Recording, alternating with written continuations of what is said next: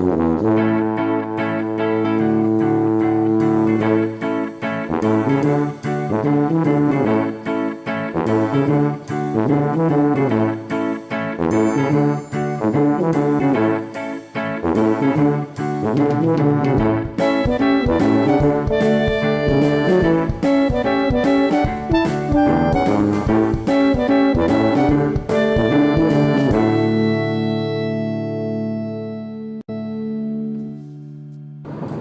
guys, I'm on my way to babysit real quick for a couple hours, and Cal's in the back snuggling with the chevron wrap.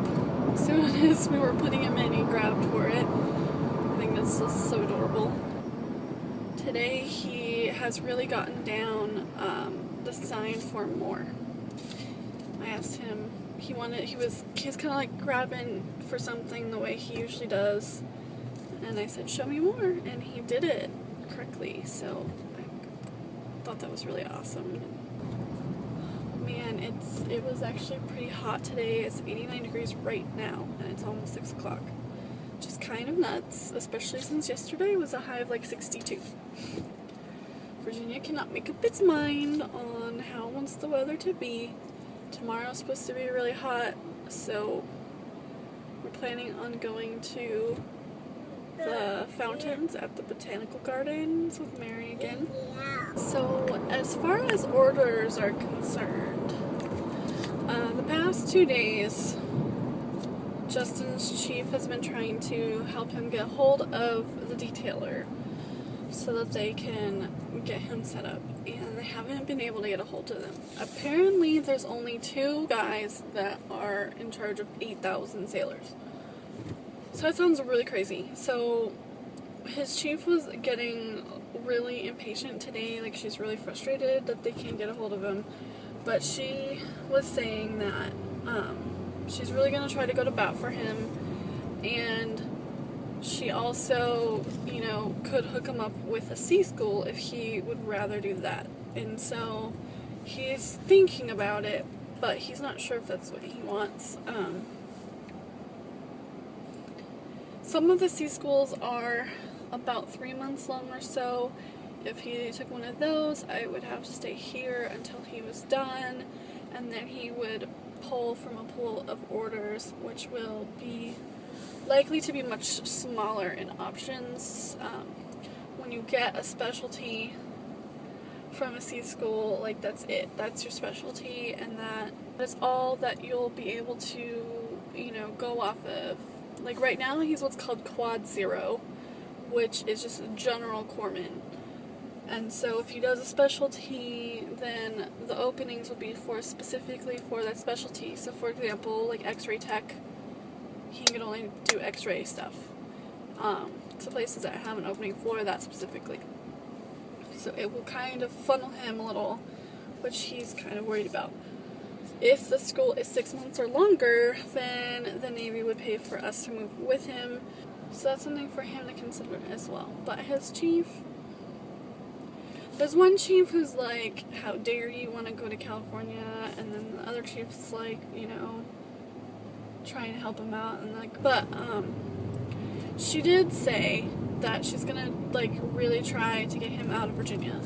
That she doesn't want him stuck in the exact same duty station for his entire career.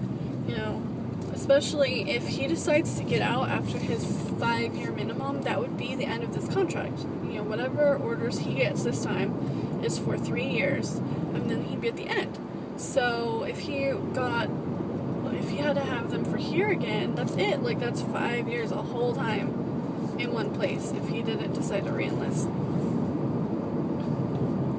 So, there's some people that are happy with that, but Justin kind of wants to experience other places. And I'm kind of, on board with that idea too. So, I don't know, I'm torn on it. Like I've said, I kind of explained. I'm not unhappy here, but I kind of feel like if we're gonna be away from home, I kind of want to experience other places, and also, we can't stay in the place we're at now. We definitely will need to move to somewhere bigger aside from adding to our family, it's just once Cal is ready for his own room, we're gonna have all that stuff with nowhere to put it. So we do need a bigger place. Oh, that's what it was. His HM2 said that if he takes greenside orders, that it's very likely he would be able to get San Diego. So that's the first Mardiv with Camp Pendleton. There's 10 openings for that, just for that. And that's kind of what he wants to do. He's kind of torn between going greenside and working with Marines. He wants to do that, but he also kind of wants to go on a ship because he knows that it's harder to get onto one later in his career. And so if he does decide to stay in, and there's certain like qualifications and like warfare devices and certain things that you can't earn unless you're on a ship. So he's torn between those two, but San Diego has a lot of either of those. So we'll see what a detailer says when he gets a hold of one. But they've been trying all week, and it's Wednesday now, and they still haven't gotten a hold of him. I'm just getting very antsy. I just want to know. Hurry up and wait. That's the Navy. Hurry up and wait. Yes, this is going to be the story of our lives for at least the next 3 years, at least. But he is really still also seriously contemplating putting in a packet and going into the nurse corps, which is going officer basically. And that might be a good option for him too, because then he will get the training to be a nurse that will translate to the civilian world. So that would be good for him when he's done with the Navy. But we'll see. He's got a lot of options in front of him, and he's got a lot of thinking to do on what he wants to do. Like, he's asking me, like, should I do SEAL school? Like, what do you think? And it's like, well, it's your career. Like, do what you want to do. Don't worry about me. And so I want him to be happy in what he's doing. It's his job. It's his career. It's what he's going to be doing for the next at least few years. It's not mine. It's his. So I want him to follow his heart and his mind, and, you know, what he feels drawn to, what he thinks will make him happy. Hello guys, good morning, and it's a gorgeous day. It's going to be very warm. It's already quite warm, and it's a little after 10. So we are on our way to the Leche League Cafe. They have it every Thursday morning. Kind of drop in. You don't have to come on time. You don't have to stay the whole time. It's just kind of very informal. I would say it's kind of almost more like a play group than a meeting. I mean, if people have questions, they can ask questions, and the leaders are there. There's usually 2 leaders at every meeting. The leaders are there to help them and stuff, but mainly it's just us moms, like, socialize and stuff. So we are a little bit late. It actually started 20 minutes ago.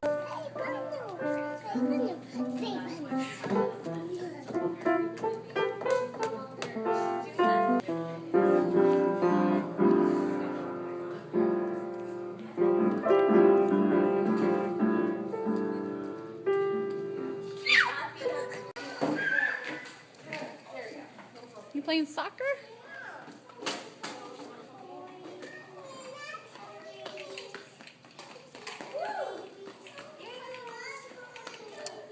Hey, you.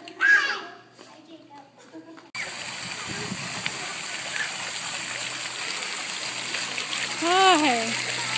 What's that? Ooh. Then it got smaller.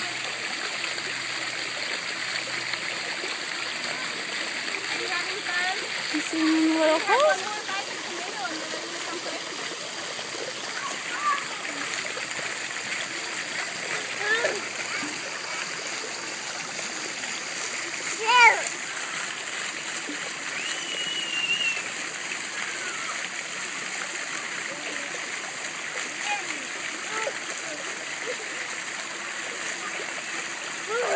Whoa!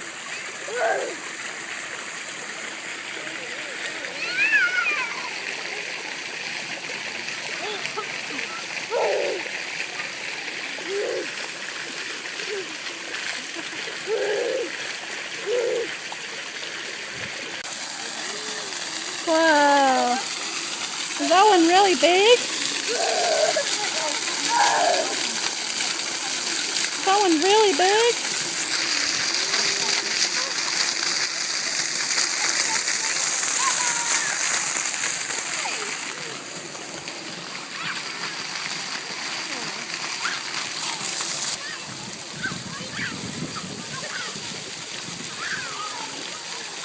What's that?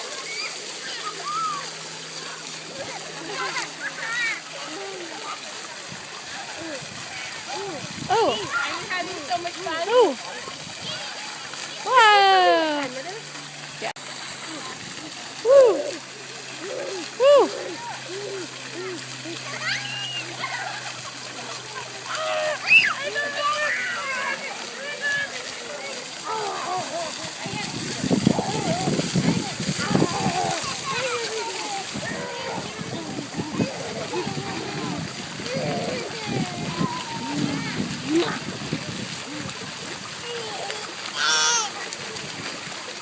You trying to drink it again? I have a cup for you, silly. I have a cup for you. Whoa! Hi! Whoa!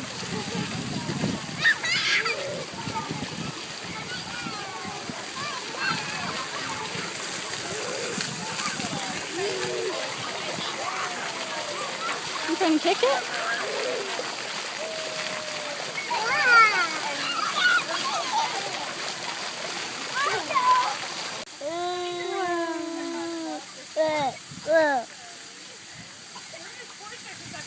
We're swinging. We're swinging. Big swings like that. Big swing. We're swinging. Hi. Hi. Yeah, say hi.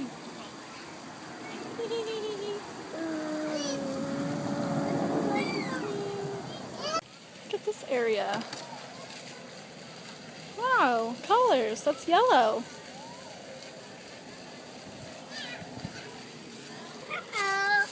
Uh-oh. Did you drop it? Where'd it go? There it is. Is that a mirror? Hi. Be gentle to the plant.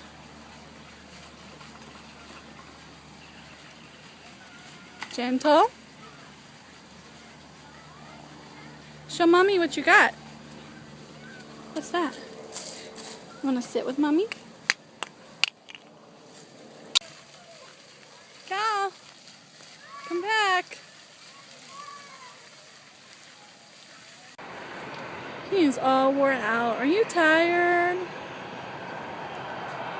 He's all worn out. Okay. We're gonna go home now, okay? You're gonna fall asleep, aren't you? Alright, so we had some fun at the Botanical Gardens. Ah, baby. We were there for a little more than 2 hours. And Cal is wore out. He is tired. So we're gonna go home.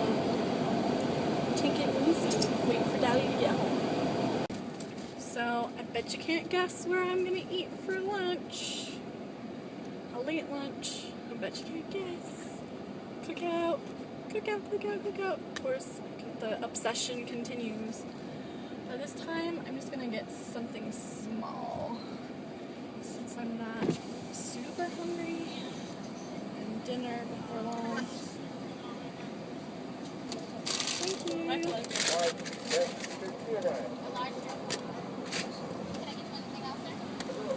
Such good service. Did you hear that? And she hands me my stuff. I'm like, thank you. She's like, my pleasure. Every time they do anything, anytime they hand you something, or when they get your order, it'll be my pleasure. My pleasure. Between that awesome service and delicious food that is like reasonably priced, it's really not expensive at all. When you compare it to like McDonald's and other places, It's about the same, maybe a little bit less depending on what it is. And it's really good, and it's like real food. It's not like something so processed it resembles food, like a lot of fast food. This is like actual food. So it's a really good price when you really stop and think about that. Because usually places where you get real food are expensive. So a lot of people were asking me about orders today. And I just, it just really, like, I realized, like, it hit me that any day now, we could know what our orders are. That's, like, a big deal. Sorry, my phone's shaking so much from the car. But seriously, like, any day now, they're trying to get a hold of the detailer.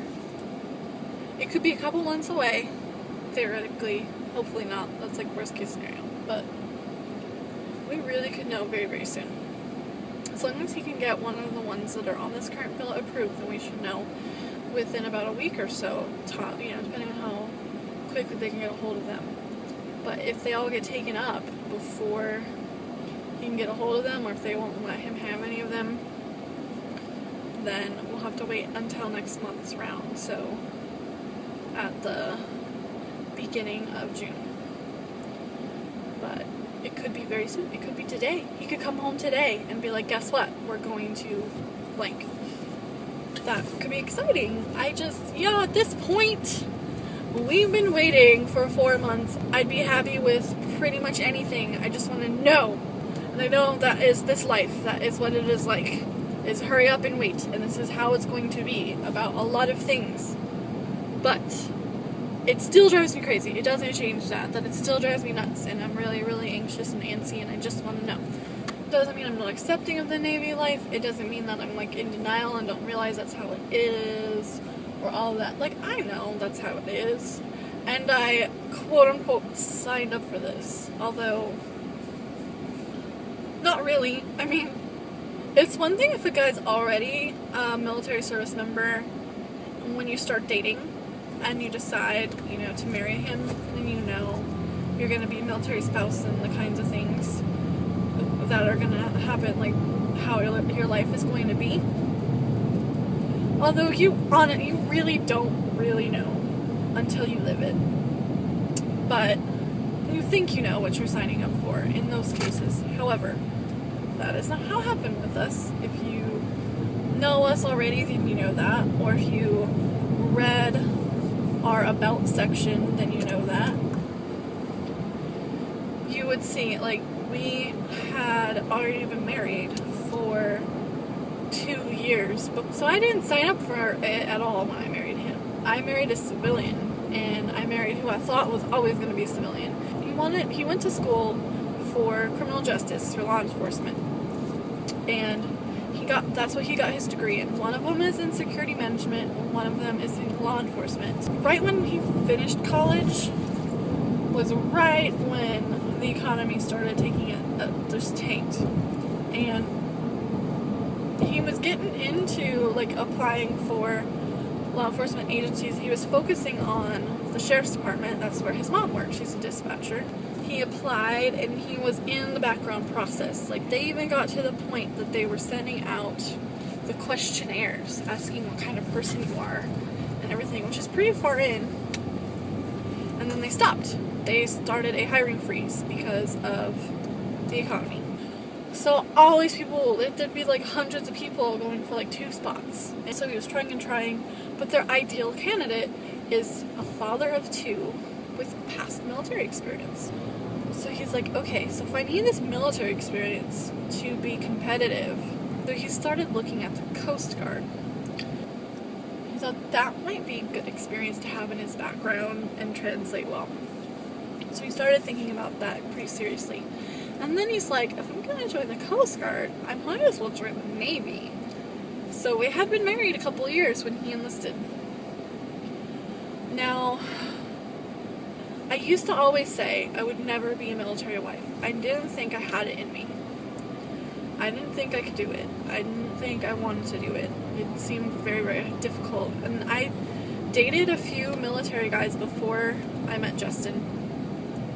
And And there was one guy that we were actually really liking each other a lot, but then he got orders to go to Florida, so I remember it was very sad, and like it was not serious at all. Like we were not even exclusive or anything, but I did like him and he liked me, and it was working out pretty decent up until that point. So after that experience, I was like, I don't know if I have it in me. Like this is tough. So I always thought, no way, I can't do this anymore. No more military boys. And then I met Justin, and so I just never thought I could do it. And so you would think, when he told me he wanted to join, sorry for the rumbling again, you would think that I would have been like, heck no, no way, forget about it, not happening. But when he told me, I actually went, okay. Well, I say something told me, but I know it was God told me. It was God's plan for his life. And so I felt like, okay, I felt really okay about it. It seemed like a good idea. So I knew just something felt very right about his decision. So I knew that must be God and his plan. And so I decided to just go with that and not overthink it and think about how I used to say I couldn't do it. I just knew it was going to be okay. It felt like it was going to be okay. So I told him, I'm your wife. I'm going to support you. This is your career. This is what's going to make you happy. I want you to be happy. Don't worry about me.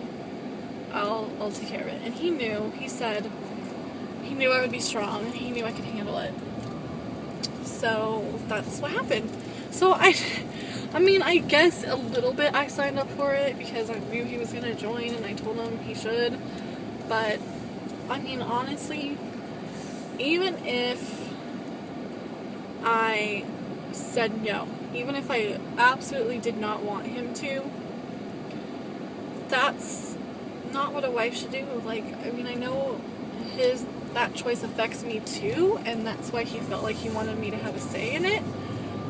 But it's still his life, it's still his career, and I'm supposed to support him as his wife. And telling him absolutely not to something he wanted to do would not be being supportive. I just don't appreciate that attitude. And a lot of times it comes from civilians, which, okay, well, I'm a civilian, but it comes from civilian families, civilians, spouses of civilians, like people who are not military say that a lot too. And I'm kind of like, what? Who are you to say that? Like, you don't even know what it's like. Just because whether they signed up for it or not or whatever, doesn't mean they lose the right to complain about it. And then I don't appreciate, there's this kind of competition sometimes where people feel like, and it happens amongst military spouses a lot too, where it's like, who's got the worst problem, who's allowed to complain and who shouldn't be complaining because they don't have it as bad kind of thing. And that's really annoying too. So you get a lot of, oh, well, you can't complain that he's on a 2-week underway and you miss him because mine's on an 8-month deployment.